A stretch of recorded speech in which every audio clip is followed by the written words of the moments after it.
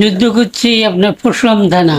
যখন আমি দেখলেন যে আমার বাবা একজন প্রকৃত মুক্তিযোদ্ধা, তখন আমার চোখের কান্না আমি নিজের ধরে রাখতে পারতাম না, চিৎকার দিয়ে বলতে চাইছিলাম যে আমি একজন বীর মুক্তিযোদ্ধার সন্তান, অথচ তারা আমাকে আমার রেজাকারের বাচ্চা বলছে। সাংগঠনিক সম্পাদক হওয়ার কারণে আমরা দুইবার পুলিশে টর্চারিং করছে। উনি একজন বীর মুক্তিযোদ্ধা, তো উনি সবসময় উনি জিয়া রহমানকে ভালোবাসতো। ক্ষমতা ছিল, যা যা মনে চায় তাই করতে পারত। আমার বাবার মুক্তিযোদ্ধা পাতা পর্যন্ত বন্ধ করে দিয়েছিল। এখন তাদের দৃষ্টান্তমূলক শাস্তি চাই। আমি ট্রেনিং দিয়েছি আসাম লাইলাপুর, যুদ্ধ করছি আপনার ফুসলাম থানা, যুদ্ধ করছি আপনার নোয়াখালী, চন্দ্রগঞ্জ, চৌমনি,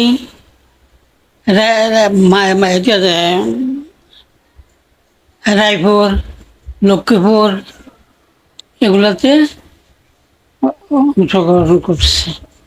2 নম্বর সেক্টর, শরীফুল্লাহ। এগুলো মানে কমান্ডার, অর্থাৎ কমান্ডার বলতে যে বড় কমান্ডার ছিল না, উনি আমাদের গ্রুপের কমান্ডার ছিল। আমাদের দেখাশোনার দায়িত্ব সব কিছু ভার নিছে যে সাধু নেতা আছে, আদমসের প্রেসিডেন্ট সাধু নেতার বড় ভাই নুরুল ইসলাম, উনি আসছিল থানা কমান্ডার, আমি আবার গ্রুপ কমান্ডার ছিলাম। যখন আমি যুদ্ধ করি তখন 28-29 এরকম। এরপরে তো মনে করেন দেশ স্বাধীন হইলো, চলে গেলাম ধান্তায় দেশের বাইরে। 9 বছর না কাটাই আসছে। এদিকে কি হয়েছে আমি এটা নিয়ে আর চিন্তা ভাবনা করি নাই। আসার পরে যে আল্লাহ দিলে 2 টাকা কামাই আসছে, এখানে বাড়ি করছি এবং ছেলেবেলে তখন ছোট ছোট ছিল, এদেরই নিয়ে আমি ডিল করছি।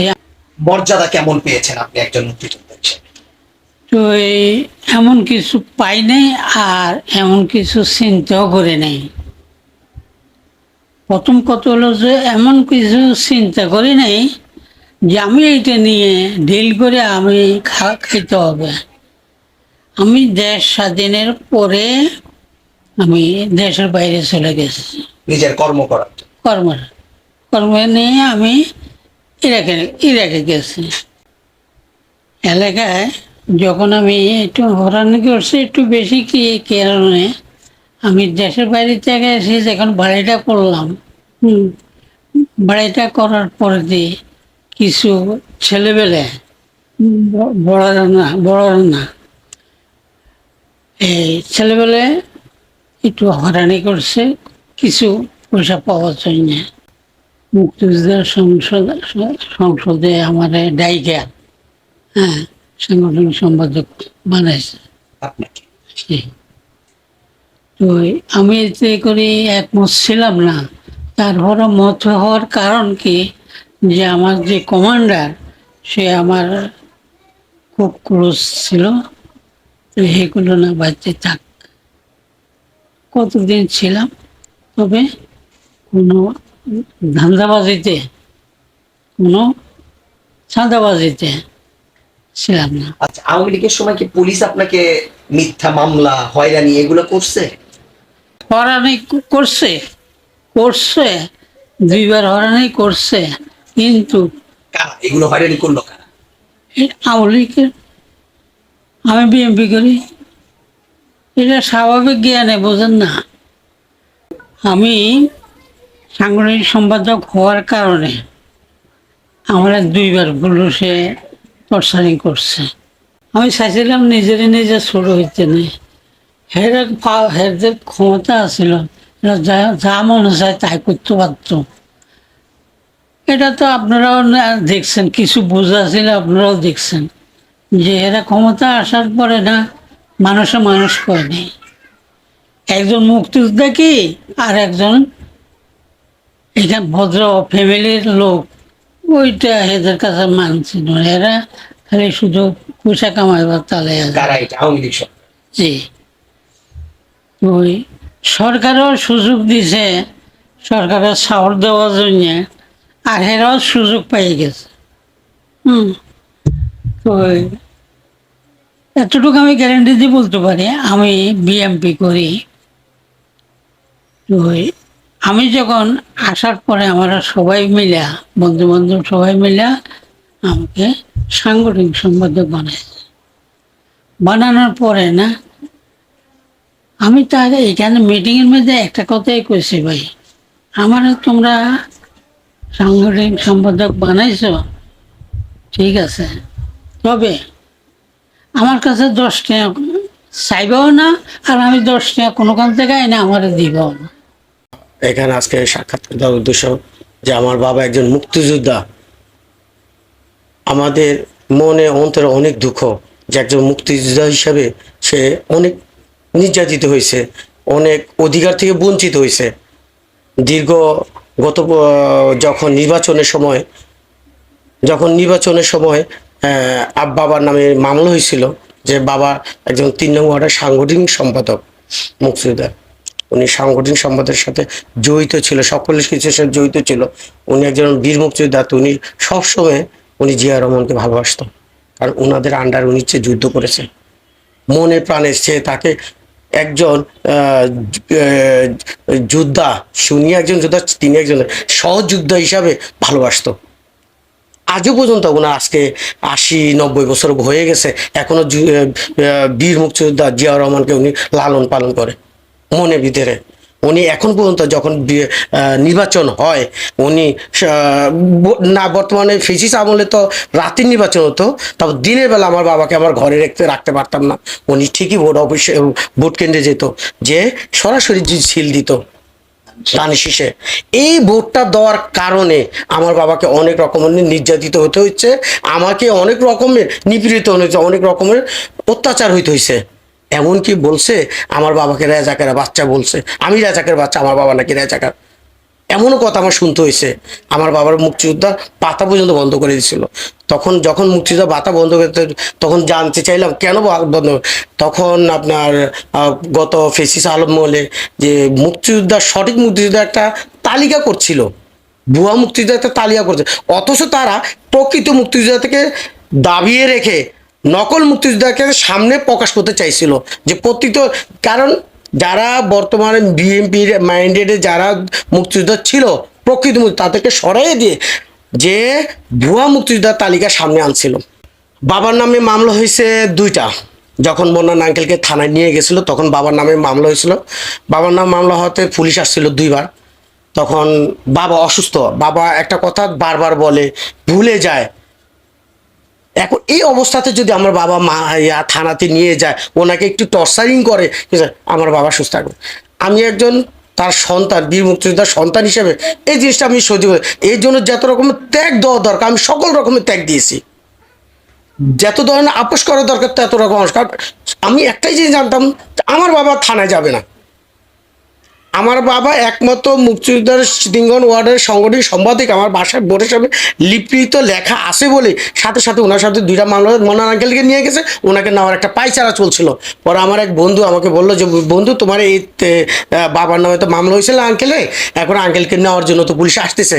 আমি বলতেছি আমরা কি করব, পাগলের মতো হয়ে গেছে। আমার বাবা একজন অসুস্থ, এই পর্যন্ত 5 বার উনি স্ট্রোক করছে। যদি থানায় যেত আমার বাবাকে আমরা রিটার্ন আনতে পারতাম না। তখন মনে মনে নিয়োগ করছিলাম যে আমার যে যত রকমের আমার বলি দিতে হয়, যত রকমের তাদের সাথে যাই কিছু করার লাগে, আমার বাবাকে আমরা থানায় যেতে দিব না। এই মামলাগুলো কারা? এই মামলা তো মূলত আমাদের 3 নং ওয়ার্ড থেকে দিছিল আপনার ইলিয়াস মোল্লার সহযোগীরা, তারপরে বিপ্লব। দূরে কেউ তো জানতো না কারা বিএমপি করে, আমার কাছের আশেপাশে লোকই তো জানে কারা বিএমপি মাইন্ডেড। এখন তারা এখন এই 5ই আগস্টের পর হতে তাদের কাউকে দেখা যায় না। অথচ 5ই আগস্টের আগে থেকেও আমার নিজ কানে শুনতে হয়েছে আমি নাকি একজন রেজাকারের বাচ্চা। আমার বাবার বাতা বন্ধ করে পরবর্তীতে আমি আমার নোয়াখালীতে যাই। আমার বাবা যে সেক্টরেতে যুদ্ধ করে তাদের সাথে যোগাযোগ করি যে বাবা তো যুদ্ধ করছে, বাবাকে রেজাকার বলা হচ্ছে, এখন আপনারা আমাকে 2 নম্বর সেক্টর আপনারা আমাকে একটু হেল্প করেন। আবার বাবার তো বাতাটা বন্ধ করে দিচ্ছে। তো ওনাদের সাথে যারা যোদ্ধা ছিল তাদের একটা লিস্ট দিচ্ছে, লিস্টের সাথে আমার বাবার নাম। তখন আমার শরীরে বাবা যে একজন মুক্তিযোদ্ধা, যে তার রক্তটা কতটুকু গরম ছিল, মানে আমার যখন আমি দেখলাম যে আমার বাবা একজন প্রকৃত মুক্তিযোদ্ধা, তখন আমার চোখের কান না আমি নিজের ধরে রাখতে পারতাম না, চিৎকার দিয়ে বলতে চাইছিলাম যে আমি একজন বীর মুক্তিযোদ্ধার সন্তান। অথচ তারা আমাকে আমার রেজাকারের বাচ্চা বলছে। পরবর্তীতে এটা যখন মন্ত্রণালয় থেকে আমি কাগজপত্র রেডি করে নিয়ে আসি, ওই প্রেসিস সরকারের লোকেদের মাধ্যমে তারা কাগজ পাঠাইছে যে বীর মুক্তিযোদ্ধার তালিকা একটা পাঠাইছে। তারা আমাদের বারবার নক করছে, তোমরা বীর মুক্তিযোদ্ধা, তোমরা আবার সনদপত্রটা নিয়ে যাও নিয়ে যাও। কিন্তু আমার বাবা এতটা রাগ ছিল যে আমি দেশের জন্য কোনো স্বার্থ ছাড়া যুদ্ধ করেছি, অথচ আমাকে ওই রাজাকার বলছে। এই ঘৃণায় উনি আর সনদপত্র আনতে যায় নাই। তো পরবর্তীতে, কারণ আমার তো যেতে হবে, যারা আমার বাবাকে আমার সামনে বলছে রাজাকার, আমাকে রাজাকারের বাচ্চা বলছে, তো আমার তো যেতে হবে। তখন বাবাকে বুঝে শুনে নিয়ে গেছি, কিন্তু বাবা স্টেজের বাইরে ছিল, তারপর উনি যায়নি। আমি যে সনদপত্রটা নিয়েছি, ওই সনদপত্র দিয়েছে কে আমাদের এলাকার প্রতিনিধি, আজ যে এখন পালাতক, যে একজন নিজেকে মুক্তিযোদ্ধার দাবি করতো, সে আজকে এখন পালাতক। তো সে আমাকে দিতে বাধ্য হয়েছে। যে কয়জন আমাদেরকে বলছিল যে আমার বাবা একজন রাজাকার, আমি মুক্তিযোদ্ধার রাজাকারের বাচ্চা, তারা মুখ ফেলে তাকে রয়েছিল, তাদের মুখে তখন কোনো ভাষা ছিল না। তখন আমার চোখে অশ্রু আসছিল, অহংকারের অশ্রু, যে সত্য কোনো দিন চাপা থাকে না। এখন উনি বয়স হয়েছে, কিন্তু এখনো উনি ওই দলকে ভালোবাসে। এখনো উনি বর্তমানে সকলে আমাদের এমনও ভুল হয়েছে যে নির্বাচনের সময় ঘর থেকে বেরোনো যাবে না। বিজয় দিবস সময় আমার বাবা পতাকা টাঙাচ্ছে, উনি একজন মুক্তিযোদ্ধা, কাউকে ভয় করে নেই। ওই পতাকা পর্যন্ত নামায় দেওয়া হয়েছে, তার হাতের পতাকা উড়ানো যাবে। তারা তারা সে বিএমপি মাইন্ডের। এই জন্য তফাৎ এতটুকু, সে একজন মুক্তিযোদ্ধা, তারা সকলে প্রমাণ পাইছে। তারপরে বলছে এই যে বাবা একজন জিয়া রহমানকে ভালোবাসে, ওনার আন্ডারে উনি যুদ্ধ করছে, উনি সবসময় ওই চিন্তাধারা রাখতো। আমার নিজের একটা একটা কারখানা আছে, সেখানে আমার ঠিকমতো আমার কাজ করতে দিত না। সবাই 10 জন আমাকে ভালোবাসতো, তারাই আমার কাজ থেকে বিরত রাখতো, ঠিকমতো কাজ করতে দিত না। বলে তুমি এলাকায় থাকতে পারবে, কিন্তু আমাদের চিন্তাধারা থাকতে পারবে, নতুবা তুমি এলাকায় থাকতে পারবে না। আর আমাকে কাজকামগুলো ঠিকমতো দিত না, কারণ আমার তো কাজ করে খেতে হবে। আমি আপনার আমার বন্ধু সহযোদ্ধা খলিল রহমান খলিল, সে আমার দীর্ঘদিন থেকে রাজনীতি, ছাত্র দল থেকে রাজনীতি শুরু করে এখন যুব দলের সাথে জড়িত আছি। যথেষ্ট পরিমাণে সে আমাকে হেল্প করছে। আর সহযুদ্ধ হিসাবে 24শে আগস্টের আগ থেকে আমরা রাজপথে ছিলাম। এখন তাদের দৃষ্টান্তমূলক শাস্তি চাই। আমার বাবাকে এই বুড়ো বয়সে 2-3 বার পুলিশ হয়রানি করছে, আমার বাসায় পুলিশ আসছে, আমাকে হয়রানি করছে যে বাবা বিএমপি মাইন্ডে